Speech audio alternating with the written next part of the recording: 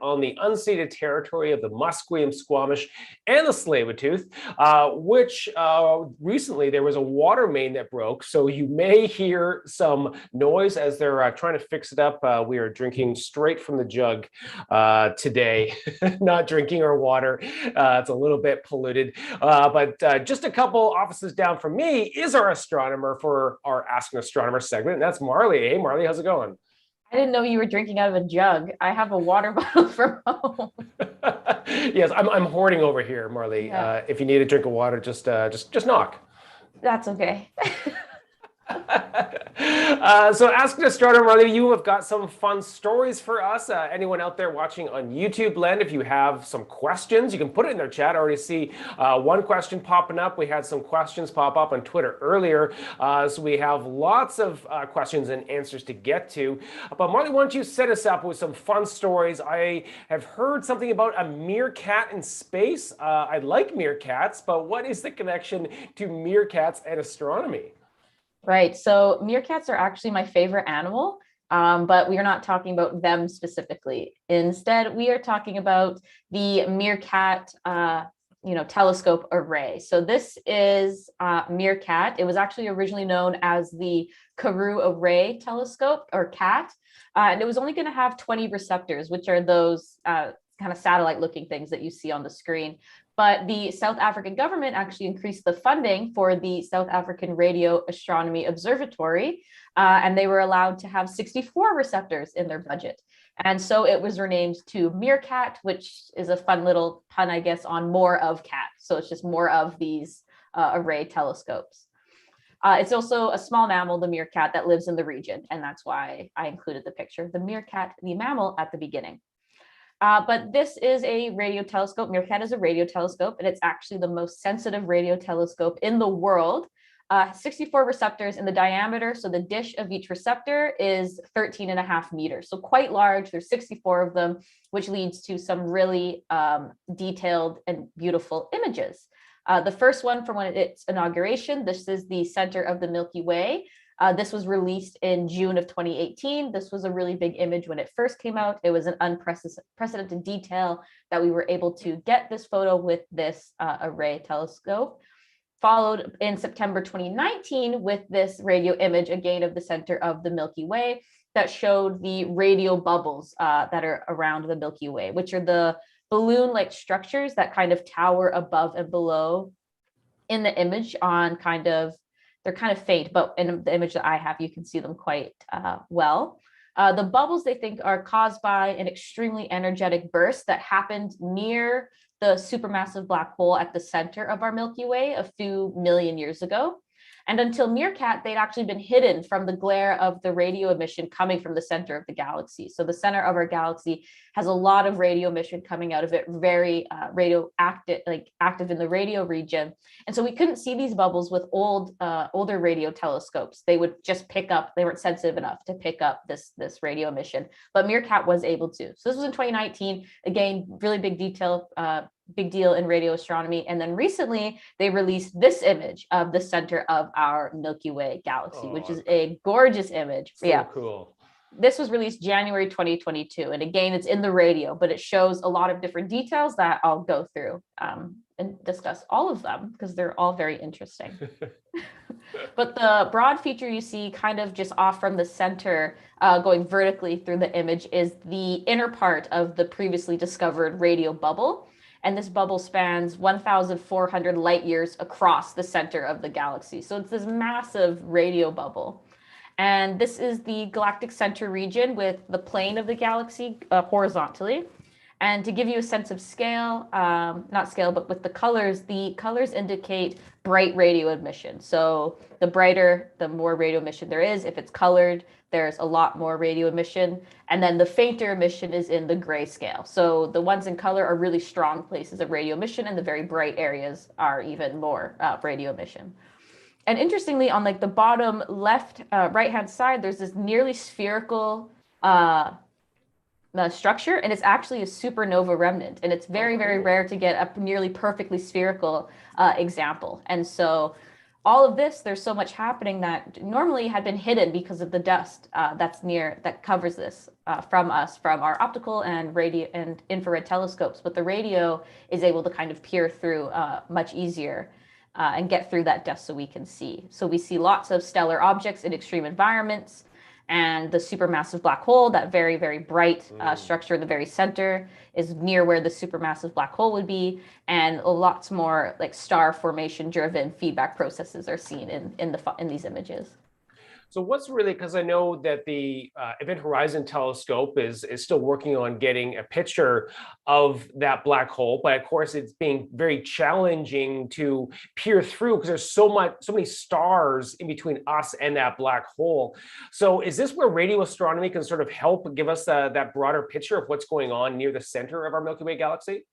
Yeah, radio astronomy really helps like with this. It's just hard to do radio astronomy in some aspects because the wavelength, so the from peak to peak of a radio wave can be in the range of kilometers, right? That's why the dishes are so large and why there's so many of them, to be able to actually get the full wavelength involved. And so using radio astronomy really does help because these high energetic processes will produce radio waves, and those aren't traditionally seen on such a scale as the stars that are usually in our way.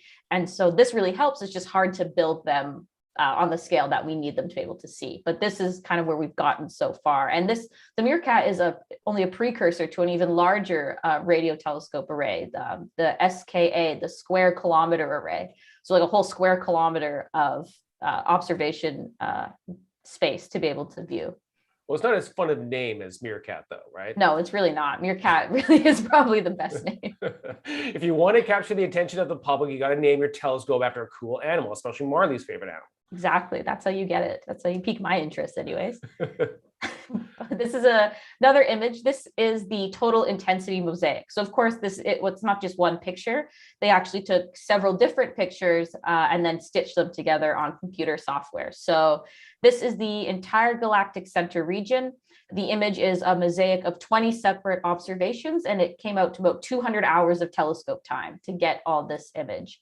And it's processed in such a way to get a resolution of about the width of a human hair held at arm's length. So that's how precise and how much we're able to see in this image, which is great. And it comes out to about 100 megapixels, this image.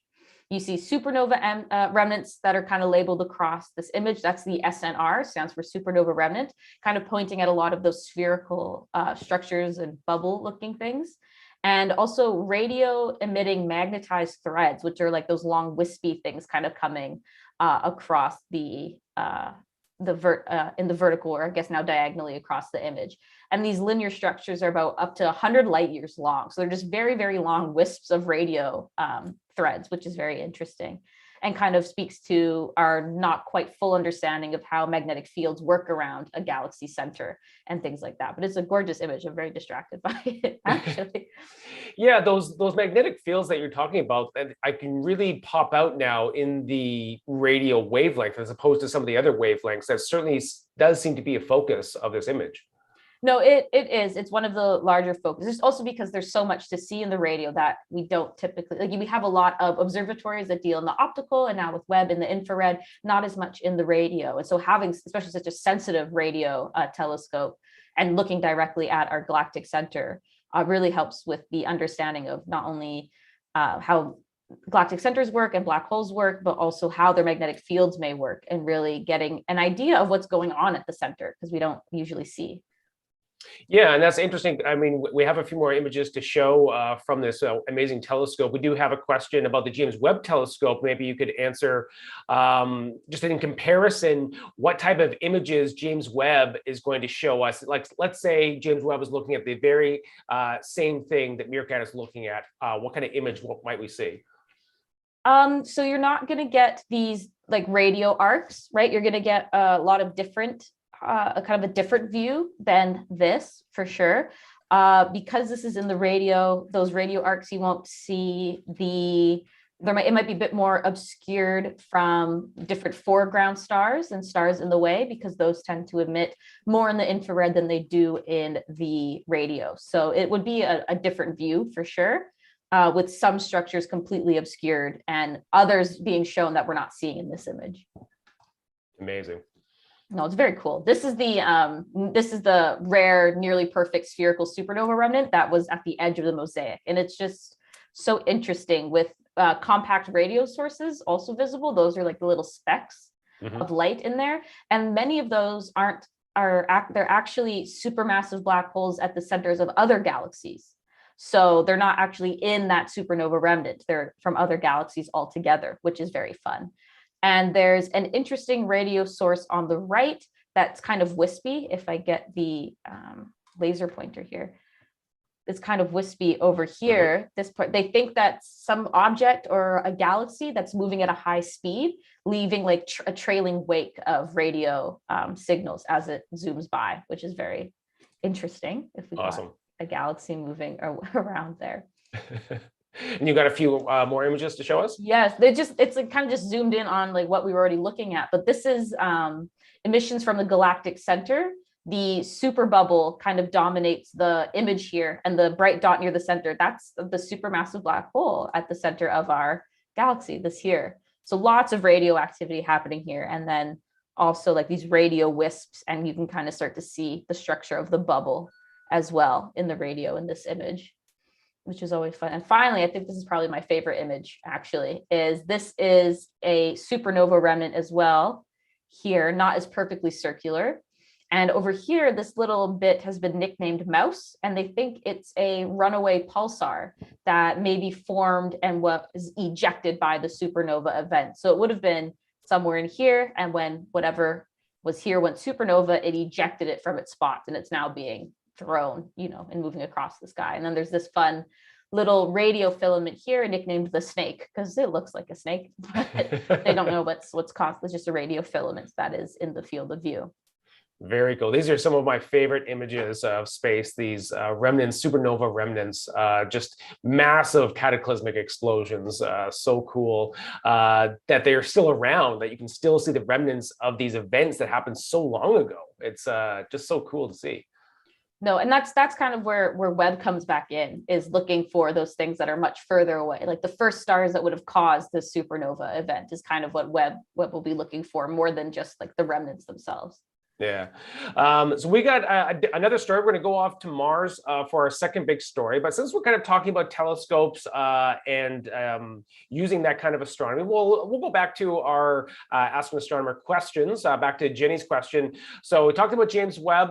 So our other questions are how good of a telescope would it be good to have a telescope on the moon? I know that there have been some plans to build one on the other side, right?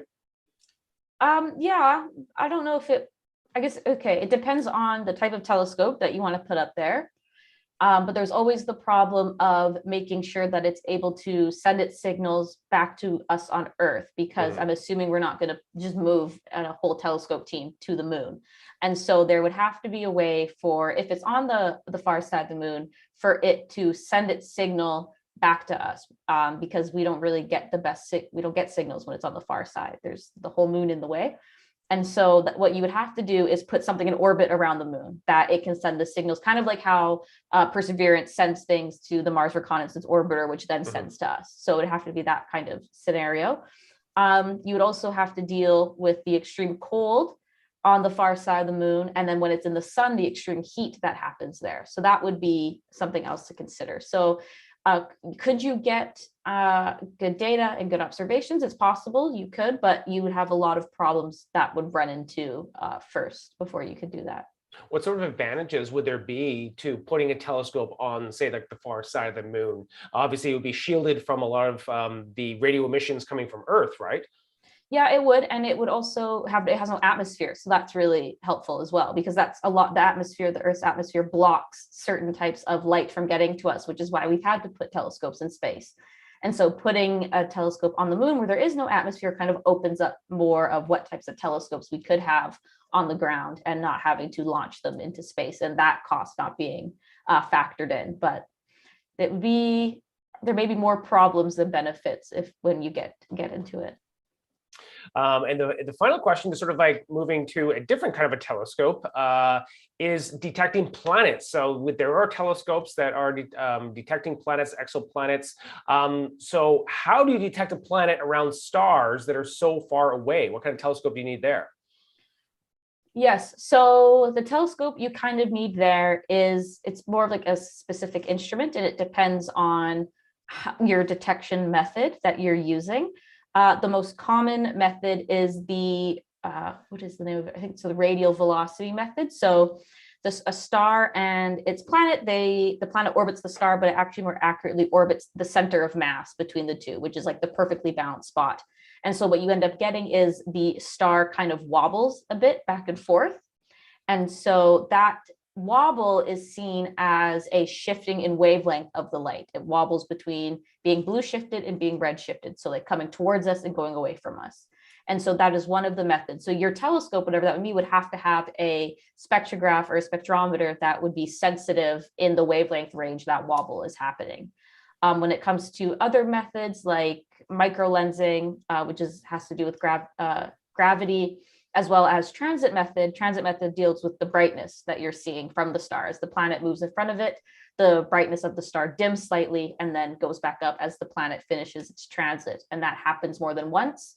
And that's usually the second most common way that they confirm a planet is there. So it's not necessarily just the telescope, it's the instruments also on the telescope that you need to consider when looking for planets. Yeah, very cool. And if you're interested in learning more, we actually have a science show here at the Space Center in our science theater called Planet Hunters, as you can check onto our website if you want to come down for a visit and maybe see a planetarium show at the same time. One final question, just sticking with these images from Harry. So going back to this Supernova Remnant, this picture was taken over a period of time. So what kind of time period are we talking about here in order to get this image?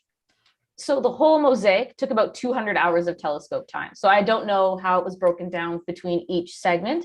I think there were something like 20 segments and 200 hours total. So if you do the math, I think like 10 hours of telescope time per segment or so. So that's just staring at one spot for as long as you can and then stitching it together. So quite a long time for us, but in terms of the supernova, not a long time at all. Yeah, and then Harry just follows up with how far back in time are we actually looking here when we're looking at the Supernova Remnant? Oh, I don't know in terms of how far back in time we're looking. This is always tricky for me to like flip and go into. I don't have a good answer for you. A long time is a long time. Yeah, yeah. Great. We also got, well, we'll just keep going on this theme because we've got another question coming in from Alan, who asks, as our orbit zone gets increasingly cluttered, and actually, spoiler, we've actually got an event tonight all about space debris, all about clutter. Put a pin in that. We're going to talk a bit more about that at the end. So Alan asks, as our orbit zone gets increasingly cluttered, will one day ground-based observatories be obsolete and replaced by orbital systems?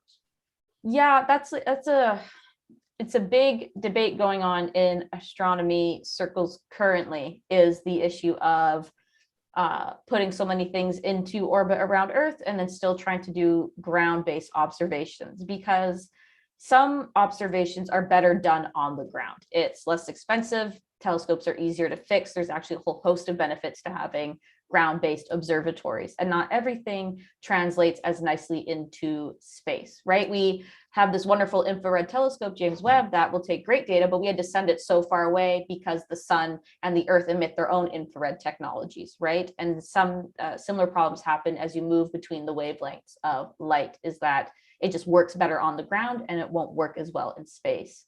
Going into that, like each one of those things going around the Earth, orbiting the Earth, will emit their own signals, right? Whether that's in the radio, most likely in the radio. And so that becomes a problem as well for any observatories taking data, having to be subtracted out and changing.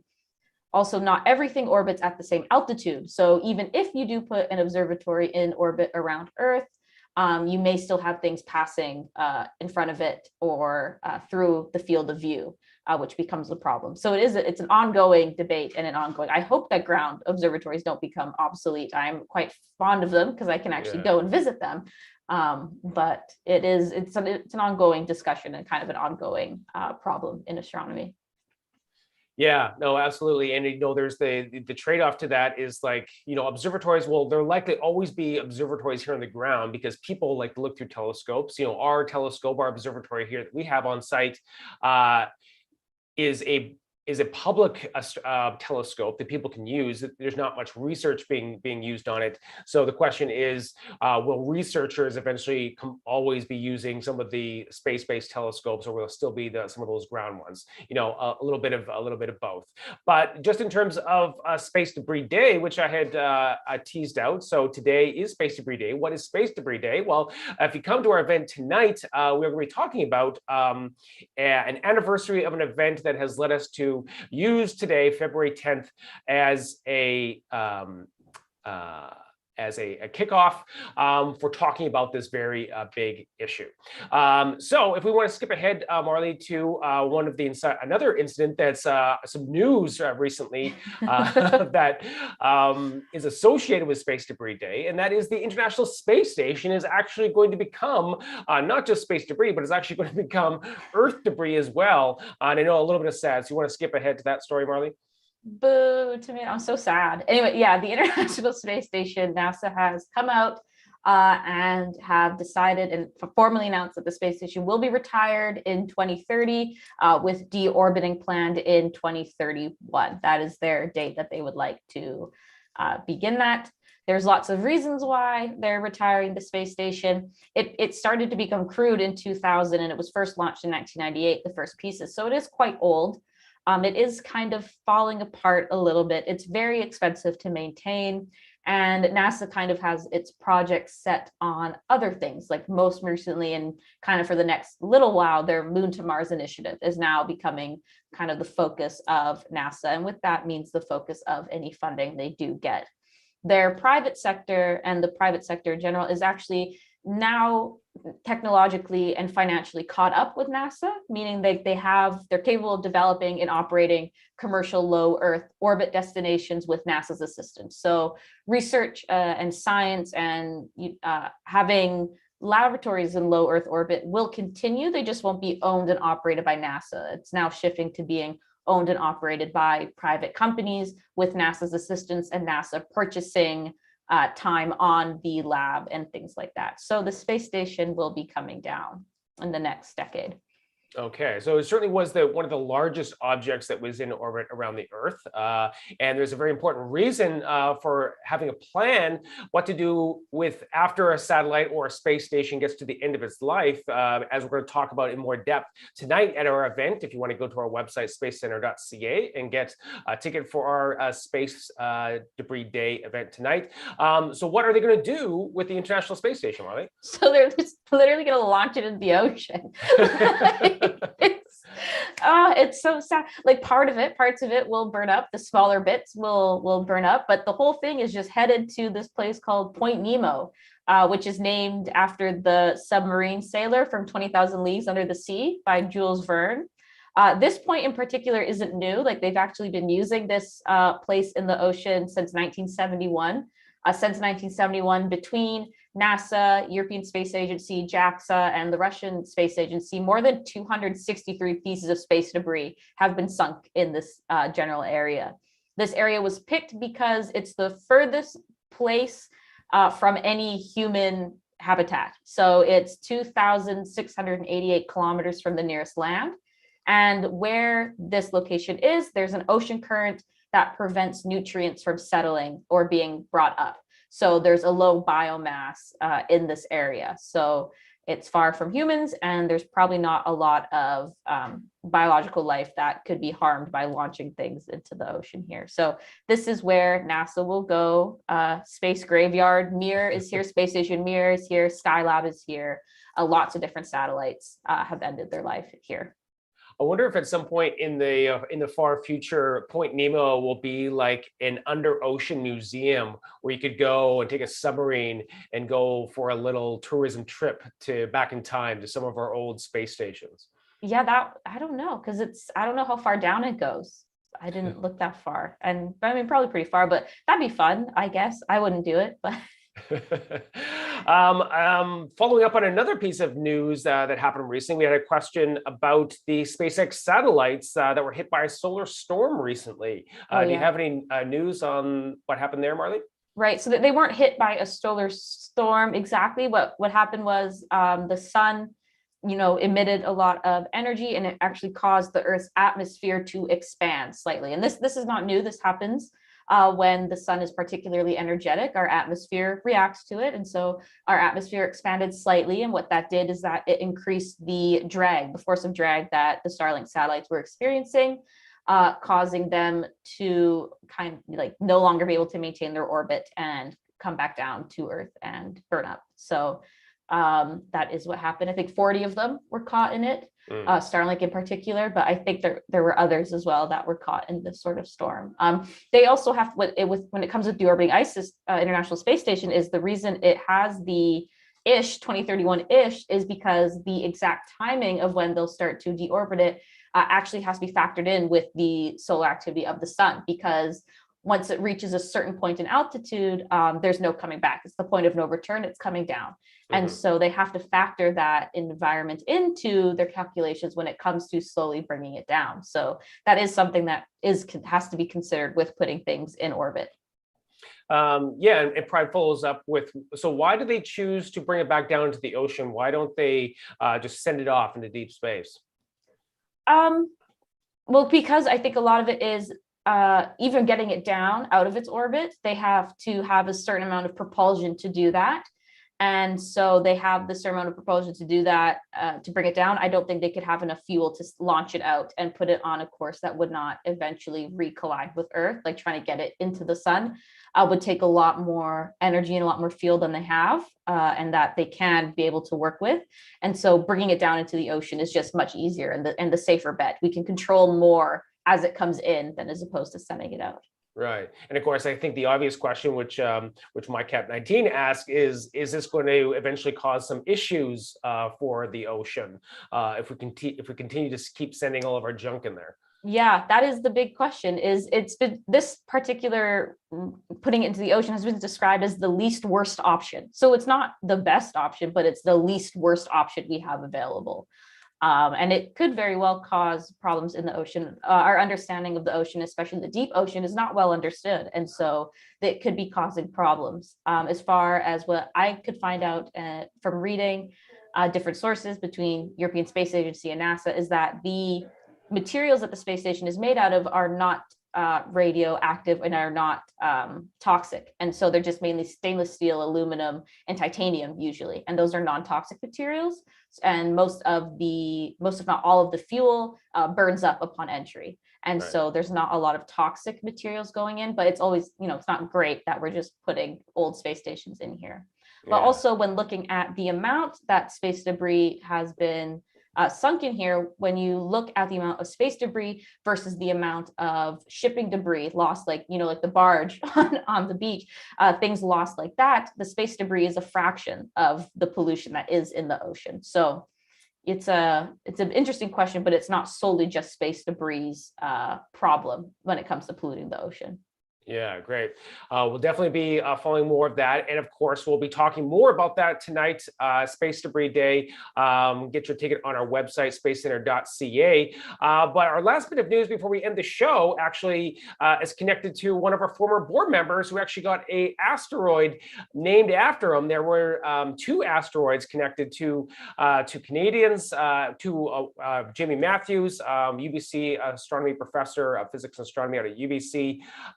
Also a former board member. So the Royal Astronomical Society submitted a couple options to name asteroids. So the International Astronomical Union, which does actually name objects like asteroids and all the other things in space. Also with Jamie Matthews, also the Humboldt Broncos. So the Saskatchewan hockey team that died in a bus crash, they now have an asteroid in honor of them as well, which does lead to this question we sometimes get asked, which is, can people name stars? And of course, we have a program here called Dedicate a Star. And on Monday, it is Valentine's Day, which is a great opportunity for you to help support us. You can dedicate a star to one of your loved ones. We come up and put together a little package for you. Marley puts together a star that you can find in the sky, or with the map that we send you, you can bring down to our observatory so that we can help you find it up there in the sky. But also on Monday, on Valentine's Day, we have a program here, an evening program called Cosmic Connections. I put together a program where over the past 2 years, actually, I have interviewed many people, from artists to brain health scientists, talking about different perspectives on connection. And we've weaved those interviews together with some really great images inside of our planetarium. So there's an in-person event. You can come down and you can get a ticket for Monday night.